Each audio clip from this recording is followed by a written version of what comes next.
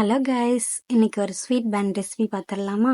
அதுக்கு 2 table spoon sugar, 2 table spoon ஈஸ்ட்டை add பண்ணிக்கலாம். ஈஸ்ட் சூப்பர் மார்க்கெட்ல எல்லாம் கிடைக்கும். இது கூட நம்ம வார்ம் வாட்டர், ஹாட்டாக இருக்கக்கூடாது, வார்ம் வாட்டர் ஊற்றி நல்லா மிக்ஸ் பண்ணி விட்டுக்கலாம். மிக்ஸ் பண்ணதுக்கப்புறம் இதை ஒரு மூடி போட்டு நம்ம ஓரமாக வச்சுக்கலாம்.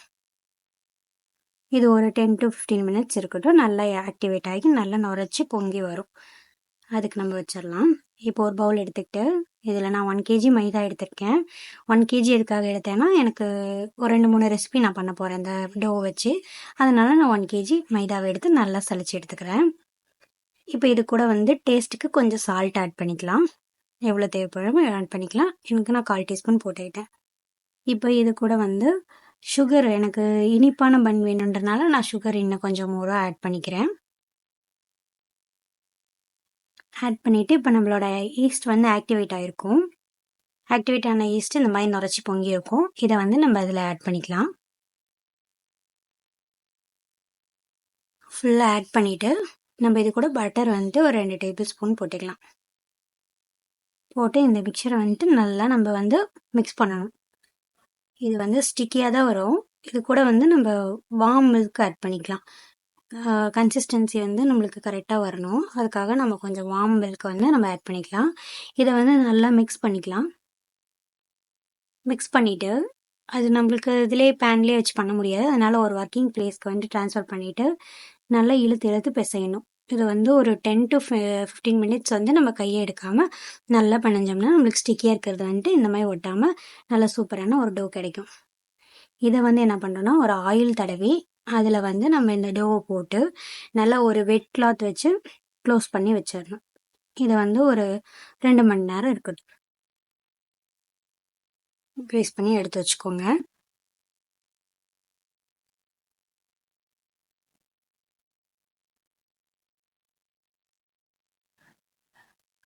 ஆஃப்டர் 2 hours நம்மளுக்கு இந்த மாதிரி ஒரு டோ கிடச்சிருக்கு.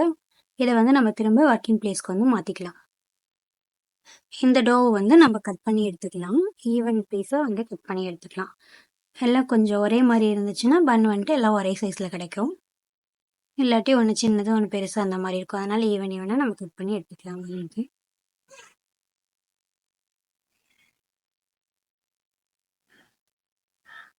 இந்த மாதிரி உள்ள டக்கின் பண்ணி நல்லா பசைஞ்சு விட்டு இந்த மாதிரி பண்ணிங்கன்னா, ரவுண்ட் பண்ணிங்கன்னா நல்லா அழகாக வந்துடும். இந்த மாதிரி பண்ணி எடுத்து நம்ம ஒரு பேக்கிங் ட்ரே நான் க்ரீஸ் பண்ணி வச்சுருக்கேன்.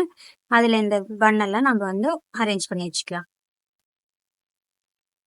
இதை ஒரு க்ளோஸ் பண்ணி நம்ம ஒரு 1 hourக்கு அப்படியே வச்சிடலாம்.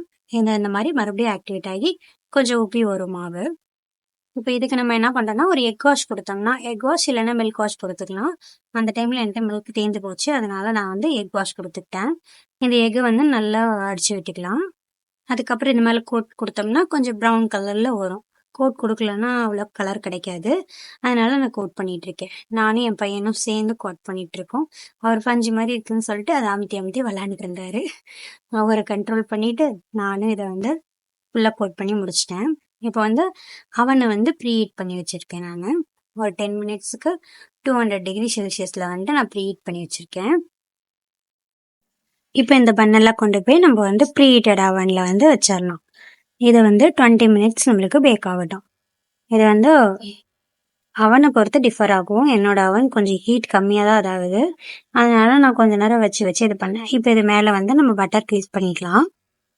கொஞ்சம் ஷைனிங்காக இருக்கும், இல்லாட்டினா ஹார்டாக இருக்க மாதிரி இருக்கும். இப்போ நெக்ஸ்ட் பேட்ச் ஒன்று ரெடி பண்ணி வச்சுக்கலாம். சேம் அதே மெத்தட் தான். எல்லாமே ரவுண்ட் பண்ணி எவ்வளோ பன்ஸ் தேவைப்படுதோ அது எல்லாமே நம்ம வச்சுக்கலாம். அதே மாதிரி ஓவன் ப்ரீ ஹீட் ஆகிட்டே தான் இருக்கும். அதுலேயே நம்ம எக் வாஷ் கொடுத்து அது கூட நான் கொஞ்சம் பட்டரும் ஆட் பண்ணிக்கிட்டேன்.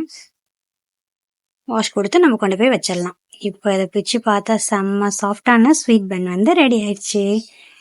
இதே மாதிரி இன்னும் ரெசிபிஸ் வேணும்னா நம்ம சேனலை சப்ஸ்கிரைப் பண்ணிக்கோங்க. உங்கள் ஃப்ரெண்ட்ஸ் அண்ட் ஃபேமிலிக்கு ஷேர் பண்ணுங்கள். இந்த ரெசிபி ட்ரை பண்ணி பார்த்துட்டு எப்படி இருக்குன்னு சொல்லிட்டு நீங்கள் கமெண்டில் சொல்லுங்கள். இந்த பண்டோவை வச்சு நான் இன்னும் 2-3 ரெசிபிஸ் பண்ணியிருக்கேன். இதெல்லாம் நீங்கள் அப்கமிங் வீடியோஸில் பாருங்கள். தேங்க்யூ, பாய். சப்ஸ்கிரைப் பண்ண மறந்துடாதீங்க. டாடா.